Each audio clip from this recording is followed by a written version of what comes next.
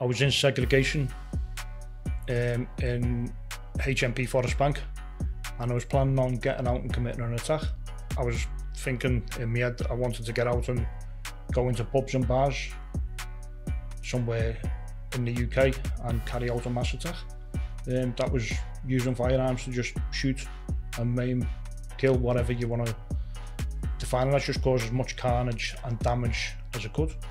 So the only way to fight back is to arm myself, and whoever comes from me's getting done. That's the mentality I was in.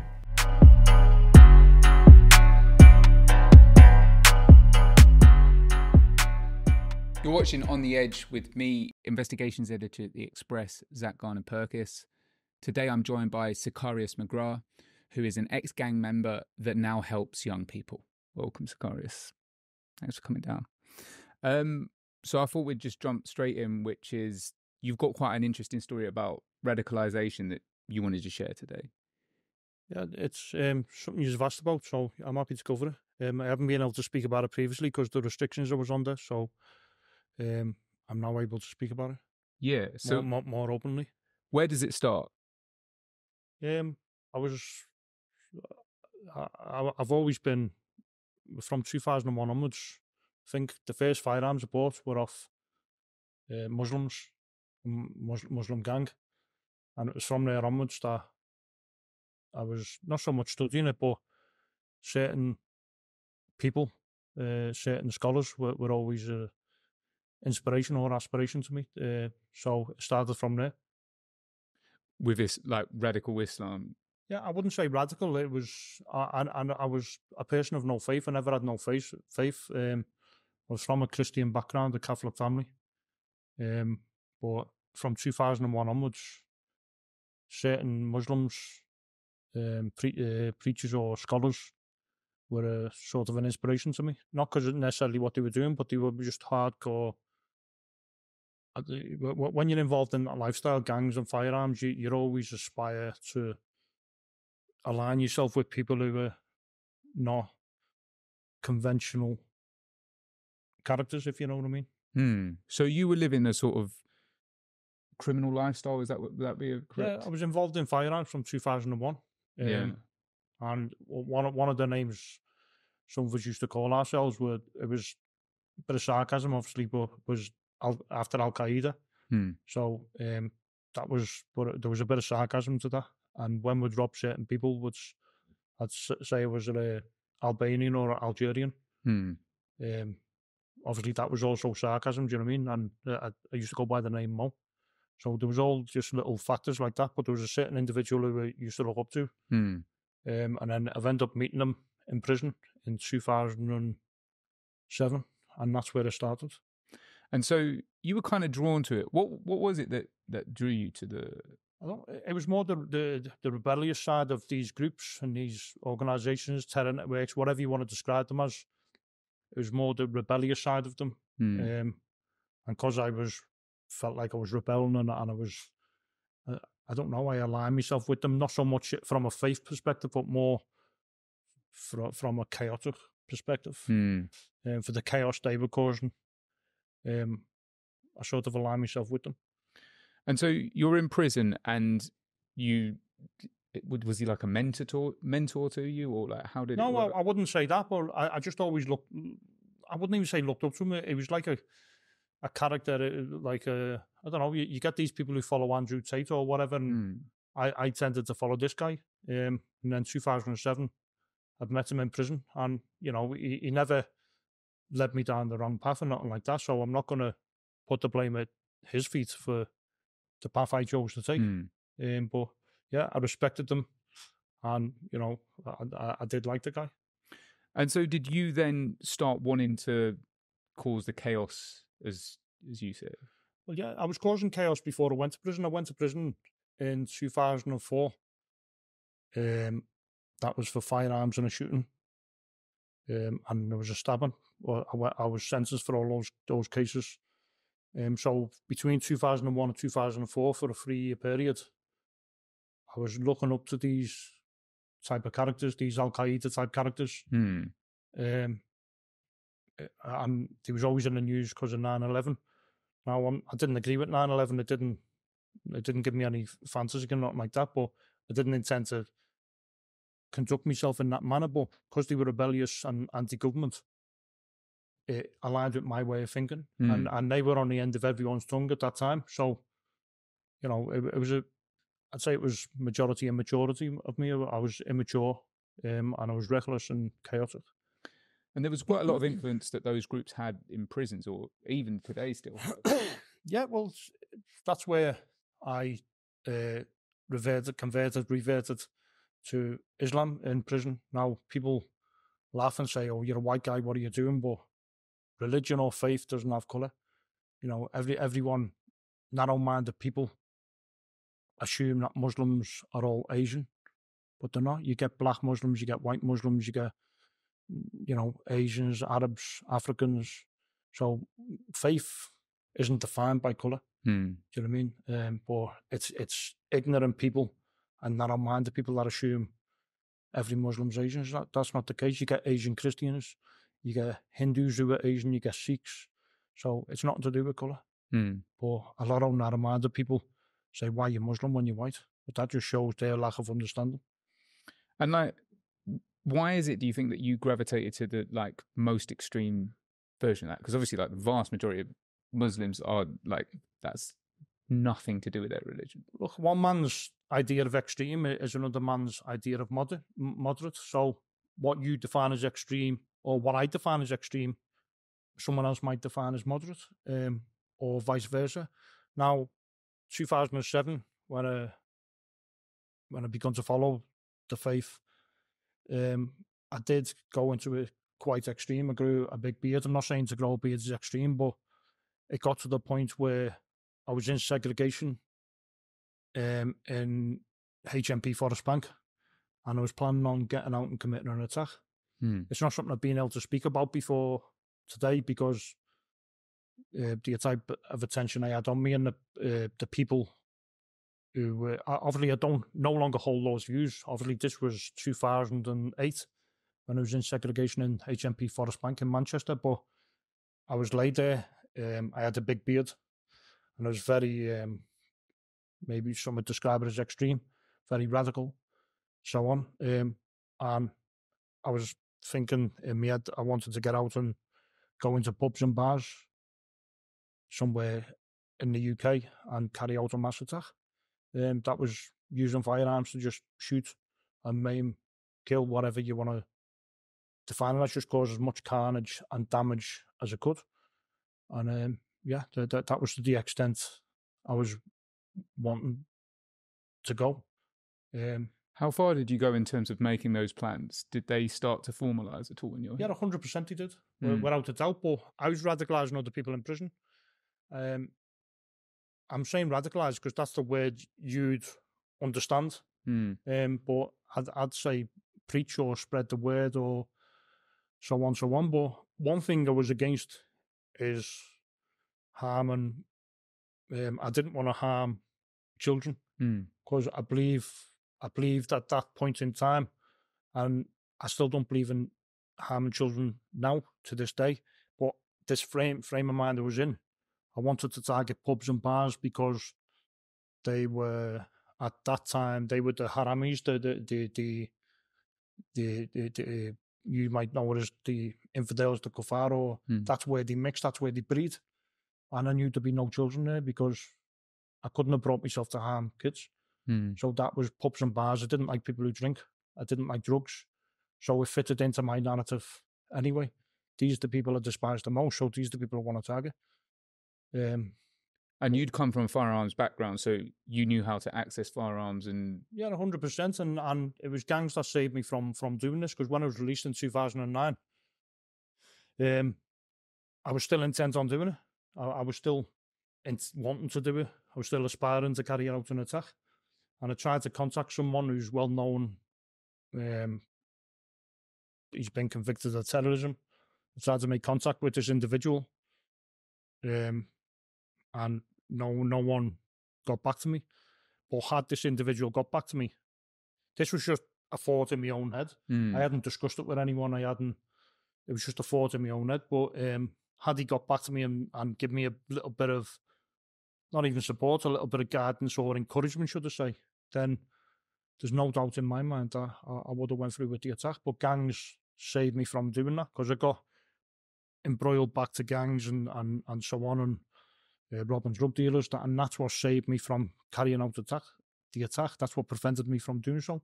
But I still get flashbacks to this day when I go past pubs and bars that, well, I could have been in there, committing mass murder or mass maiming hundreds of people. And what you've got to think, if someone's got that ideology and that mindset, and they've also got access to weapons, then it's a dangerous combination. Yeah. So, there was fully high-velocity automatic weapons, what we could have accessed. There was Kalashnikovs and similar weapons of that nature. So imagine going into a pub or a bar or a club with an AK-47. The carnage you're going to cause is going to be immense. And that was, it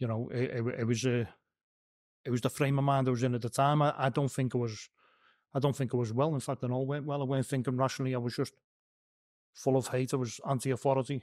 And I was down the block in HMP Forest Bank with people shouting racial abuse at me. There was prison staff putting pork in my food. There was a governor who used to look at me like a piece of crap. And there is a lot of hatred towards Muslims, and a lot of people don't like Muslims due to a misunderstanding or a misconception of them. And a lot of Muslims are peaceful people who go about the business, but we get a lot of bad press in the media, and people hate us for no reason who don't understand us. And all's that done with me. Muslim prisoners were being attacked in Forest Bank by other prisoners. And it weren't just the prisoners, it was the staff. The staff were putting pork in Muslim, even at Ramadan, they were putting pork in the food. And they used to come to my door. There was one prison officer who was sound, some big Jew called Mr. He might have just been fat, but he looked big anyway. I think his name was Schofield, but he was good. He was sound. I liked him. He used to speak to me on a normal level, and we had a mutual respect. But a lot of the other staff, they were also racist. Do you know what I mean? Now, everyone has racial bias. I understand that, fair enough, but it was hatred. It was hatred. How can you put pork in the Muslims' food? It's forbidden in the faith. You don't eat pork. Did it surprise you, the extent of like that hatred that you felt like when we was going to Friday prayer?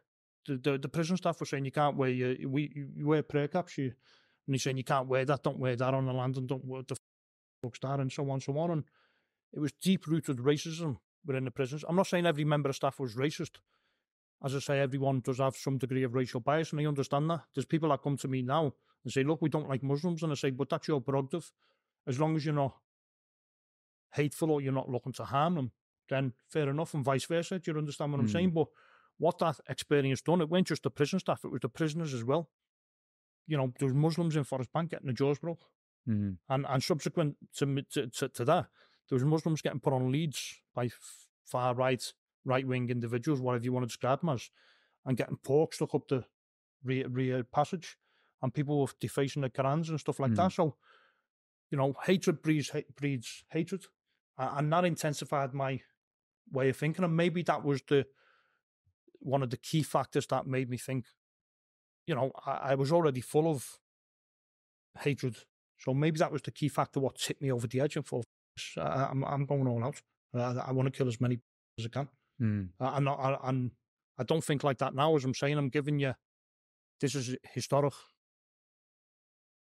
the way I was historically in 2008, 2009. Do you know what I mean? And I think that hatred breeds hate. And I was treated like absolute.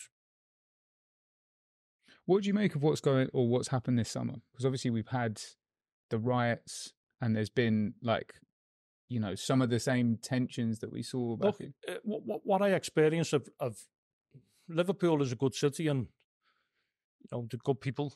I'm not saying that because I'm from there, but there's also a lot of racism and a lot of far right ideology, mostly within the criminal fraternity.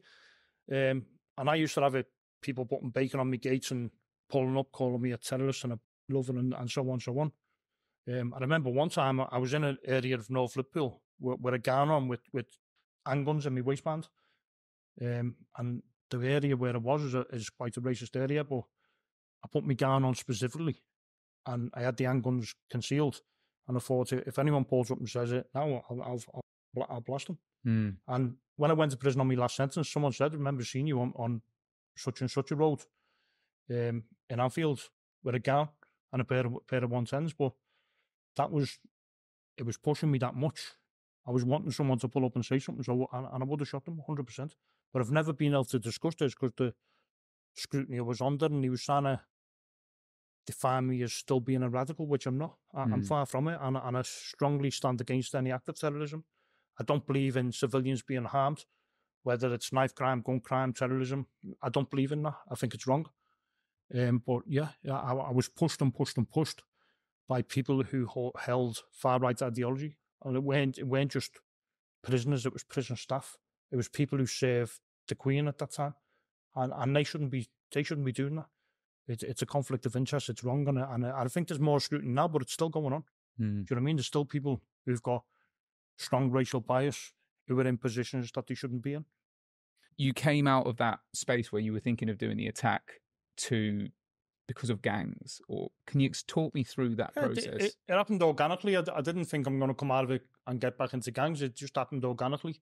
The organisation who I tried to get in touch with never contacted me back. They're now a banned terrorist group. But they never got back to me, and then I've just ended up falling back into gangs, and it just, that hatred or that level of radicalisation or whatever you want to describe it as decreased over time. And how did you fall back into it though? Is it just mixing with the people I was mixing with, and I was still mixing with Muslim gangs from out of Liverpool. They were mostly from South, Birmingham, London, so on. So I was still mixing with Muslim gangs and Muslim groups, and I was involved in gang type activity with them. But it went from a radical perspective. Do you know what I mean? Don't get me wrong, we'd be amongst each other calling, we shared the hatred of drug dealers, so we was involved in robbing drug dealers, tying drug dealers up and extorting drug dealers, and I used to bring a lot of outsiders in to do stuff like that. That's interesting. So the people that, just to understand it, with the Muslim gangs that you were with, they weren't necessarily living the lifestyle, or how did it work from a moral perspective? What do you mean from? No, they was not from Liverpool. They was from London, right? Birmingham and the surrounding. But when they were doing, when they were going after drug dealers and stuff, was it justified on the basis that these people were drug dealers? No, it went from a religious perspective. It was a more financial gain. Right. We shared a common dislike of drug dealers, but we was a bit hypocritical because if we stole drugs, we'd then sell them on. So there is a bit of hypocrisy to it. But they're the people at that time, from 2001 onwards, the people that done the most for me were Muslims. Don't get me wrong, I've done bad stuff to Muslims, I've tied Muslims up and stuff like that, but my justification for doing that in later years was that they weren't moving correctly. They were doing things that were contrary. I weren't saying I was a great example of the faith, or I was fully following it, because I was a sinner as well, but I justify robbing Muslims by saying, well, they're not moving correctly. Whereas if they were following the faith, and they were, people say following the deen or on the deen, then I wouldn't target them. I wouldn't want to target them. But the ones who were straying and behaving like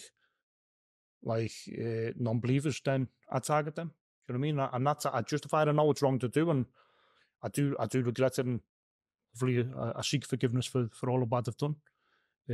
As bizarre as that may sound, but at that point in time, I was justifying it by saying, if you move like a harami, then we're going to eat you, we're going to come for you, we're going to rob you. That's that. And were you just accepted straight away, or did some people challenge you and be like, who is this guy and what's he about? No, but when you're down in London doing whatever you're doing, or you bring in, it's just I don't know, it's a bit of a surprise, and you put your own work on these people. Do you know what I mean? So if you phone them out for drugs, and then you jump in the car or you jump in the car with a black kid, or a black kid jumps in the car and puts a gun to them, then they're going to, a lot of the time I'd get other people to do it. But sometimes I do it with them, or I do it myself, or, do you know what I mean? So it went about what this guy's about. It there is no explanation. It's one of them. Obviously, you come on with us, or you're doing this, or you're doing that, and that was that. And then just going right the way back. So you're from Liverpool. You grew up in Liverpool predominantly. Yeah. And like, tell me, like, what was it like growing up, or like where the area you grew up in, and what have you? It was a very predominantly white area. I think there's one or two black people. The only Asians in the area were people who own corner shops. So I did have right-wing ideology, far-right ideology, and yeah, that's the way I was brought up. And were you kind of like, how did it, in terms of crime, like, was that something that you were introduced to? And it was petty crime, and I think that was because of my upbringing and so on. So on, I got into petty crime, and then as a result of getting bullied and that, I just resorted to firearms. You just have enough one day, and I thought, I've went south, bought a load of guns, and come back to Liverpool, and it gives you confidence when you're carrying a gun. It gives you a lot of confidence, but then I've ended up obviously using a gun on someone that I shouldn't have used it on, and I've ended up getting prison. Wait, just because I think what a lot of people would be interested to know is, if you're in this, you're saying you're being bullied, and then you decided to get a gun. How do you go through the process of being like, where am I going to get one? Look, if you're in a criminal network, there's someone that knows someone, and that's where I was put in touch with these Muslims, and they're where I bought my first firearms. And then I've ended up going on to manufacture and sell firearms. So I've ended up going from purchasing a firearm, or a number of firearms, to then going on to manufacture and sell them. And what was it about guns? Was it the feeling that they gave you that when to carry one? Some little skinny kid in Liverpool who can't fight and they feel vulnerable. They need some form of protection. They need some form of safety. Do you know what I mean? So you're not going to go into the wolf's lair unarmed and unprepared. Do you know what I mean? And when you've got people targeting you all the time and taking a area, there's only so much you can take. There's only so much you can take before you fight back and before you're backed into a corner. So what else can you do? Do you know what I mean? There were certain people bullying me and targeting me, and I was scared to go out. So what else could I do? That was the only form of defence. You know, I weren't going to go to them with a stick and get weighed in. It weren't that type of party.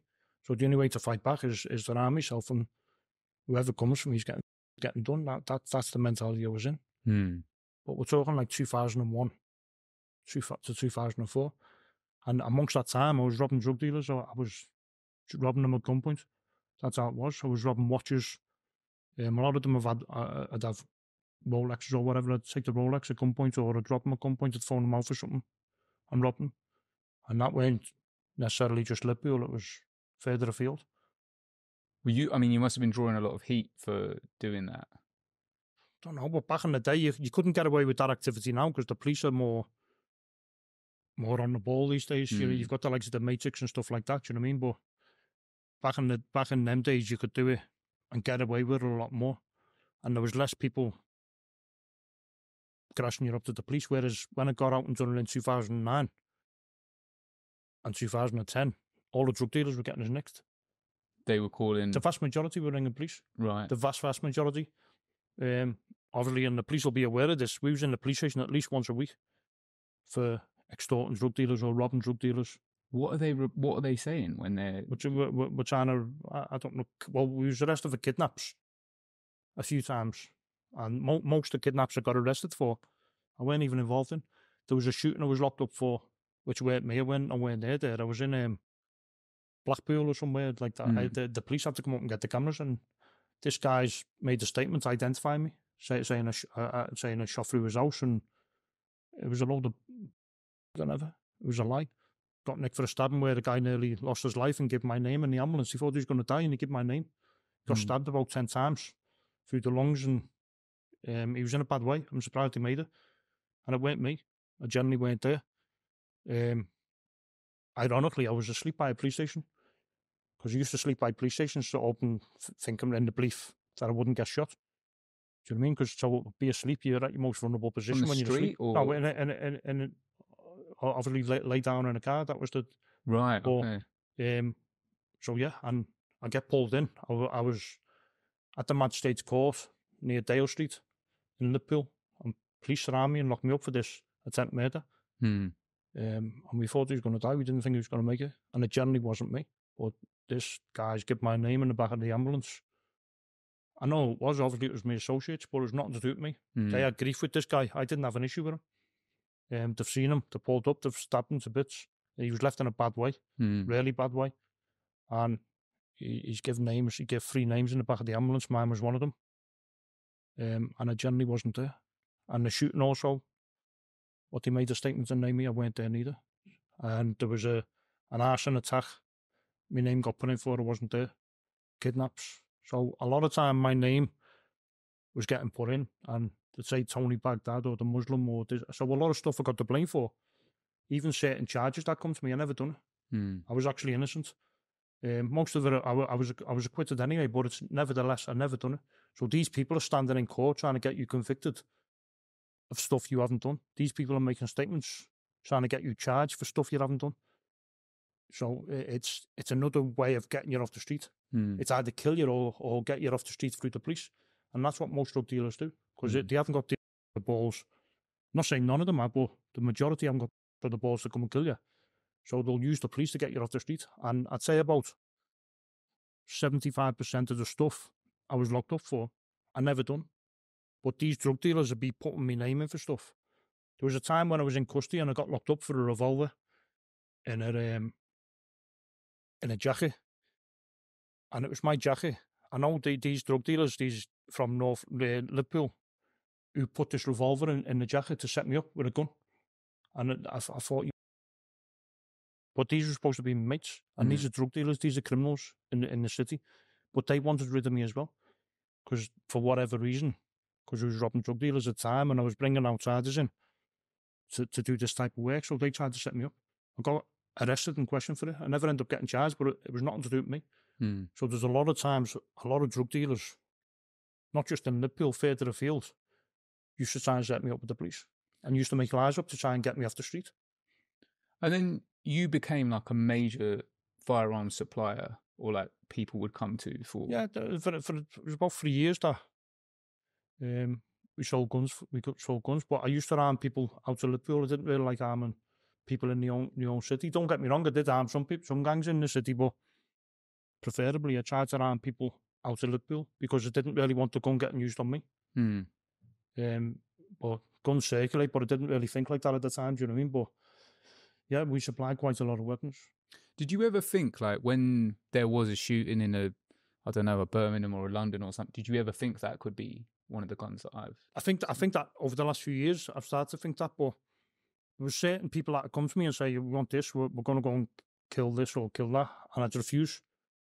Do you know what I mean? Because I thought, I don't want to be getting pulled in on what they're doing just for the sake of making £500-600 quid on a gun. So there are certain people that refused. There was one time I done a deal for a car, and it's supposed to have got used in a serious crime, and it put up me. So I thought, I'm risking getting pulled in on this thing that's got to do with me. And all as I done was broke the deal on a vehicle. That was it, to make a few £100 to risk getting locked up for an attempted murder. You know what I mean? Because the guy was supposed to be shot multiple times. So I thought, I'm not risking that. And from there on, I was cautious as to what he was doing with the guns. Were some people just renting them off you to then scare people and on a short term, or they were always buying them? Yeah, they were buying them. But there were certain people where I'd buy them, and when we'd reload the bullets, when we'd make the bullets, because we never used to make the guns, just the guns, we'd make the ammunition as well. Were you using like old deactivated and then reactivating the firearms? Deactivated blank fires and so on. But sometimes we'd overload the bullet. Do you know what I mean? So, because if it was going somewhere we didn't like, we'd sell them one that, or we'd overload the bullet so it would explode when it. So like backfire, yeah. Do you know what I mean? So we'd fill it full of powder. So when they fired it, there was people like their hands up and stuff like that, and would sell them reactivated one where it just blew to bits when they tried it. Do you know what I mean? But that was a thing of revenge because we didn't like them. How did you learn how to do all that stuff?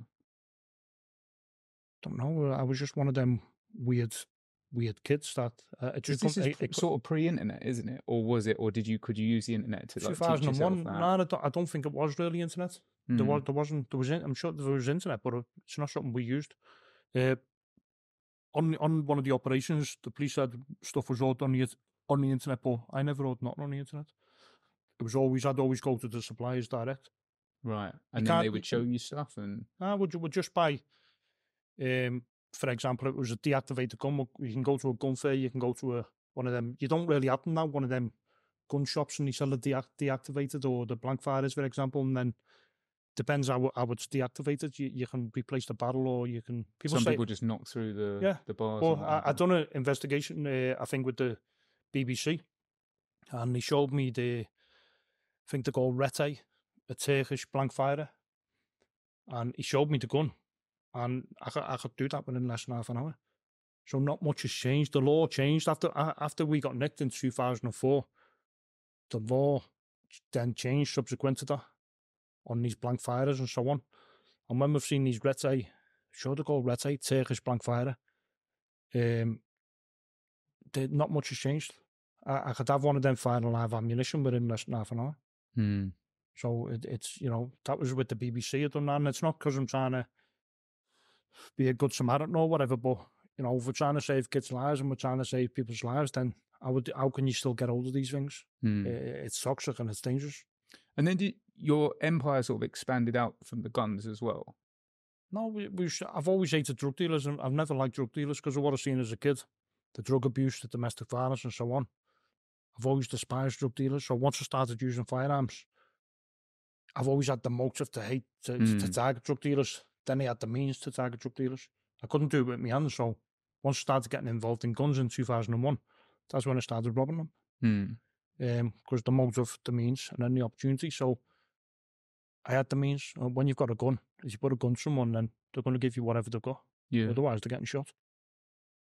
And then, because you changed your name, at what point did you change your name? And can you talk me through what that was about? I don't know. Looking back, it's embarrassing, and it was because it was a set of businesses that was many years after when I went more or less legit. So at the time I changed my name, I wouldn't say fully legit, but I stopped robbing people direct. I weren't robbing people no more. I think that stopped in about 2012, 2013. I stopped robbing people, but I was still putting other people on to rob people. So I was still putting black kids from London onto people to come in and rob them, but I weren't robbing people directly.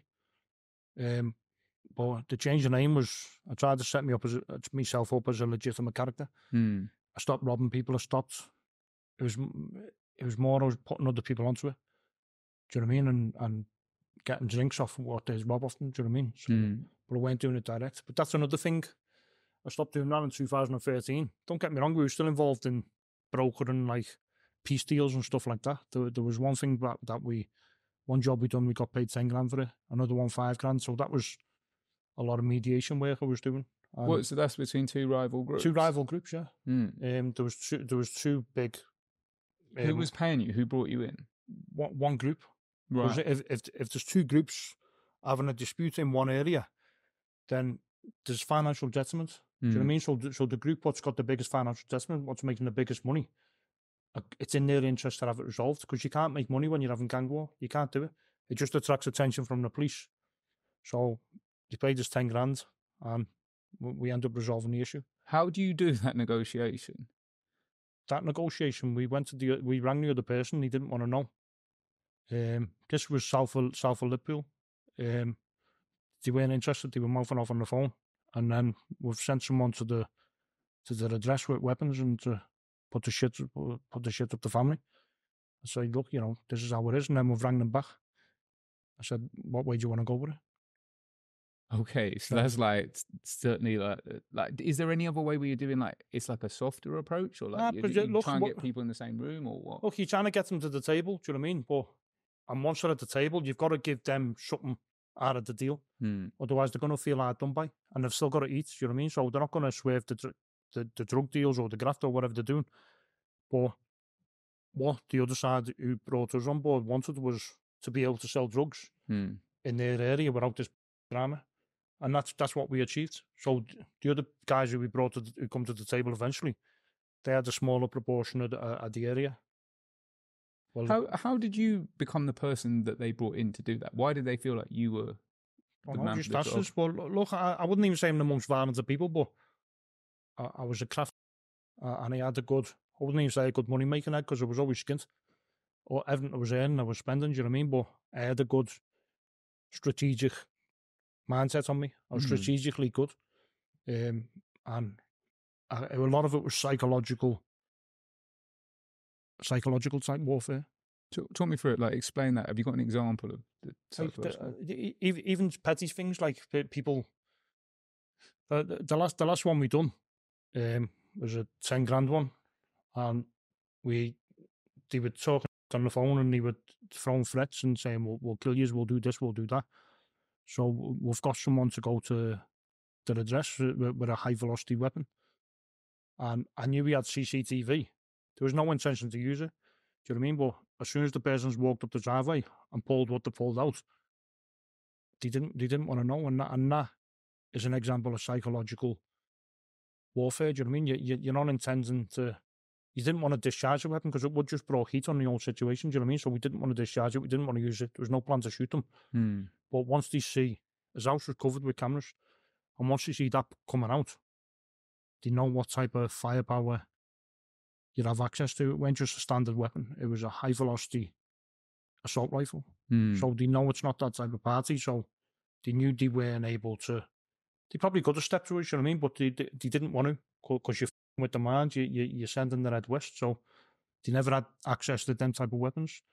Whereas because the people I was mixing with, I could access them type of weapons. But there was one deal where there was an AK-40, two automatic weapons. What I went to broker for these, a North Liverpool gang, but I've ended up getting talked out of it because they didn't want it used. They didn't know where it was going.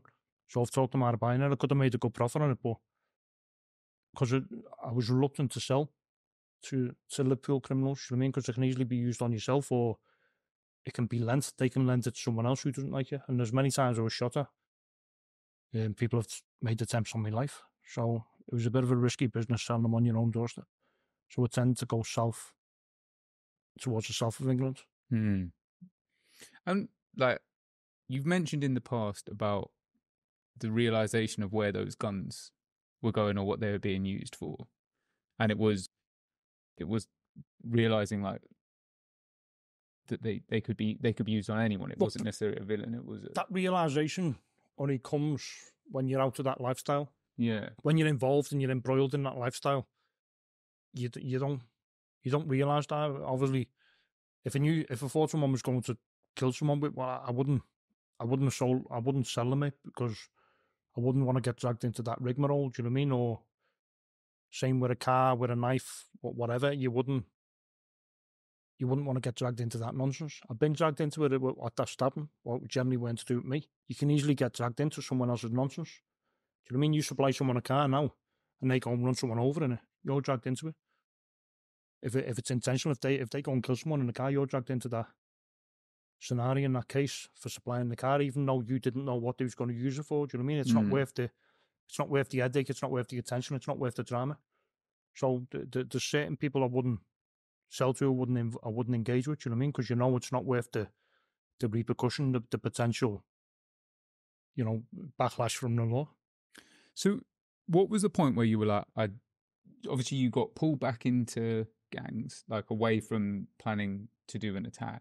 What was the thing that then made you say, all right, I'm going to leave all of this life behind? It was 2017, and when I was in prison, and I watched this documentary on a kid that got murdered in Liverpool with a firearm, and I was seeing his family, this normal kid. He was young. He was a young kid, innocent kid, going about his business, and he was caught up in the crossfire of a gang dispute. And I was seeing his family, how one of the perpetrators I used to speak to, and I used to think he was decent.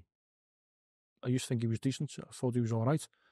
But it's when you watch that documentary that you realise how can he kill an innocent kid and then disrespect his family in court. Even though I was and I never had no respect for no one. I still couldn't have brought myself that low, stooped that low to do that. These are normal civilian people, normal people. And you've got a mum and dad in court crying who've lost the son. I think he was 9, was he 9 or 11 or something? He was young anyway. Coming back from football practice. And he's been caught up in this stupid post-Cold War. And this innocent kid's been caught up in it. And the people who did it, didn't. They would have showed some remorse. Then I probably still would have had some degree of respect for them. But, you know, it's an innocent kid and it's an innocent family getting dragged through this court case, hearing what's happened to their kid. Yeah, and it did strike me. No matter, people look at me and think you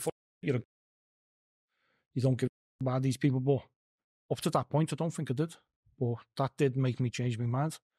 And it's horrible, but that could have been me. Because the amount of houses we shot and the amount of stuff we done, you know, one of my bullets could have went through a window and killed an innocent kid. And could I live with myself? I don't think I could. But at that time, you don't really realise, you know what I mean? You don't really give a... I don't think it's coldness. I think it's more recklessness. You're more reckless. And I don't think it hits home until you've done it and you think, what have I done? And if you could turn back time, would you? 100% you would. I think any criminal would. Do you know what I mean? And there's things I've done in the past and I thought, is he going to die?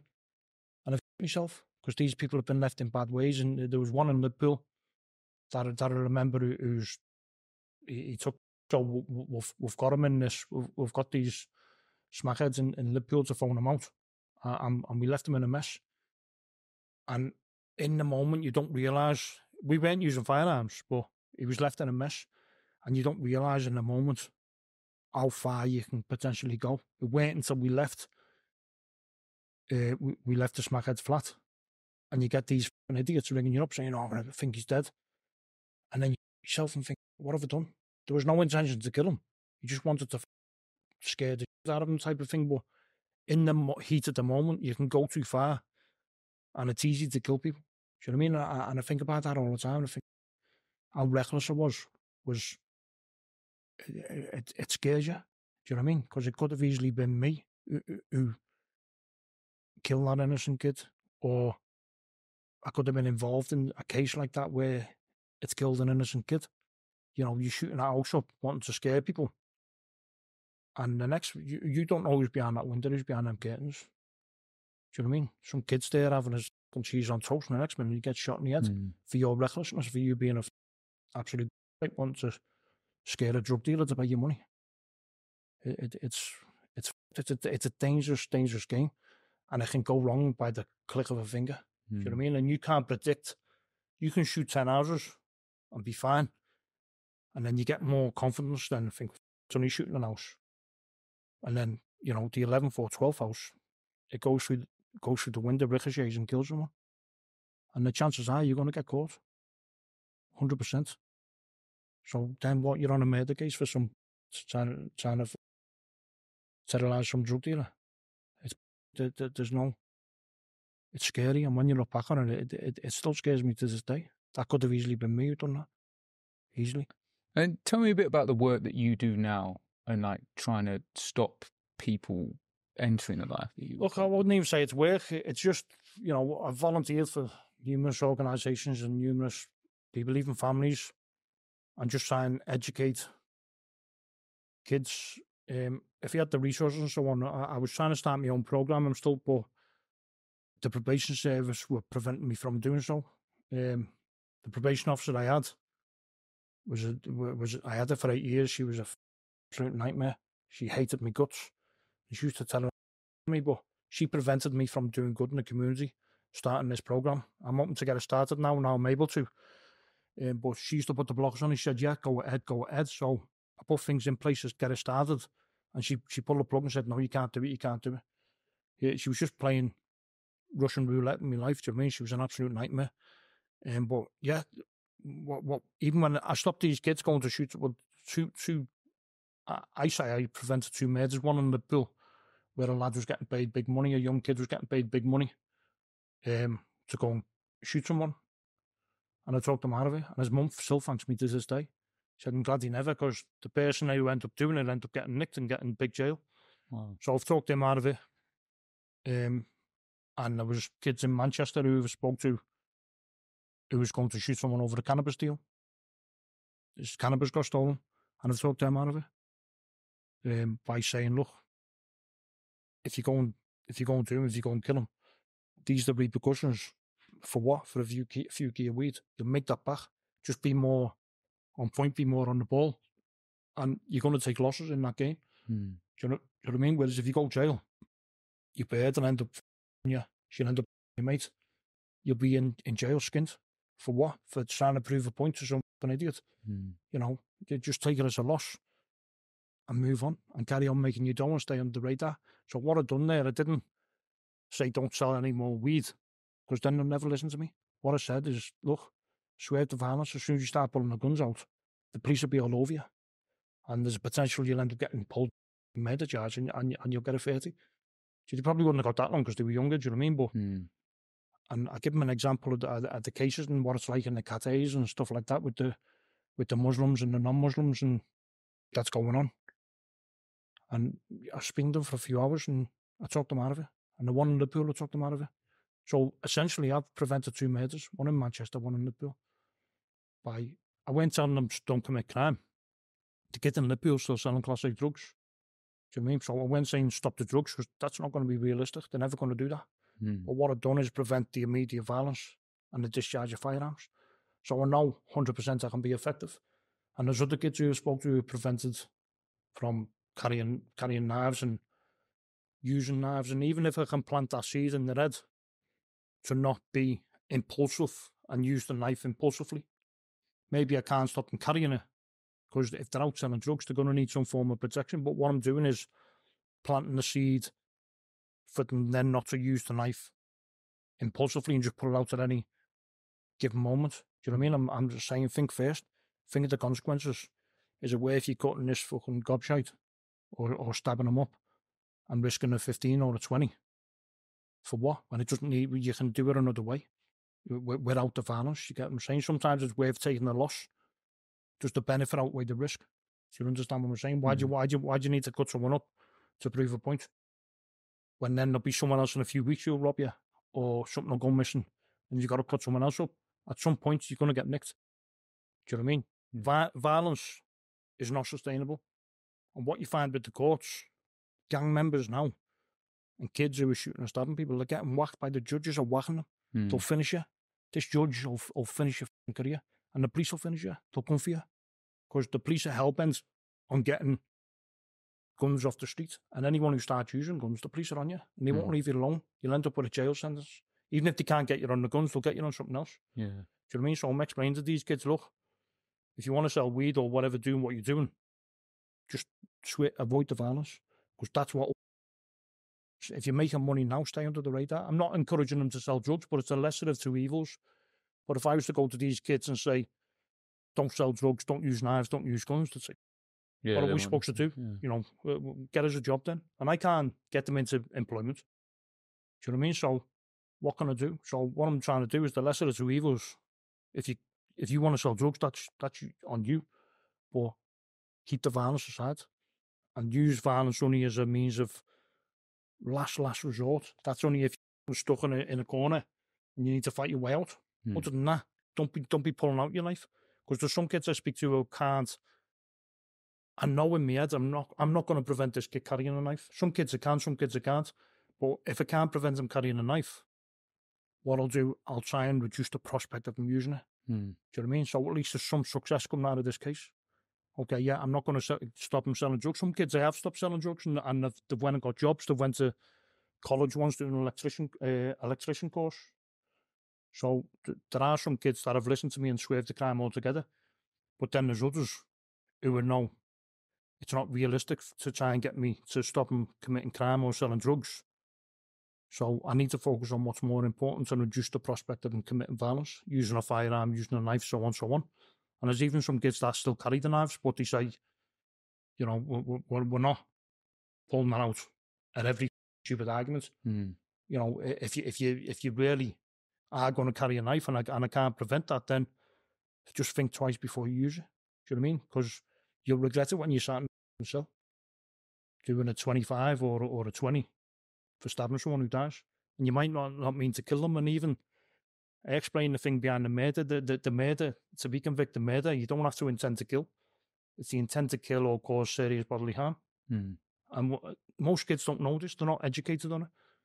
And the thing of joint enterprise and conspiracies and stuff like that, I educate them on this type of stuff.